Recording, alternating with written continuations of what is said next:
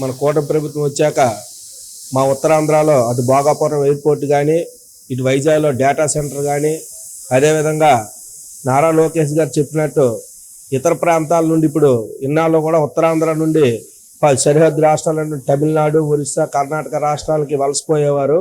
అయితే లోకేష్ గారు 2024 ఎలక్షన్స్ ముందు మాట ఇచ్చిన తీరుగా ఉత్తరాంధ్రకే ఇతర రాష్ట్రాల నుండి వలసలు వచ్చే విధంగా చేస్తానన్నారు.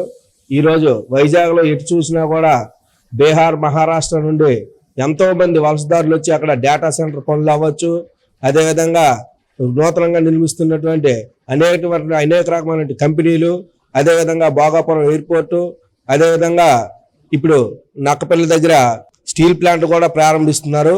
ఇది చాలా ఉత్తరాంధ్రలో నిరుద్యోగం నిర్మూలనకు చాలా ఉపయోగపడుతుంది. అదేవిధంగా మాకు వ్యవసాయ ఆధారితమైనటువంటి చాలా కంపెనీలని ఉత్తరాంధ్రలో ఏర్పాటు చేయడం జరిగింది.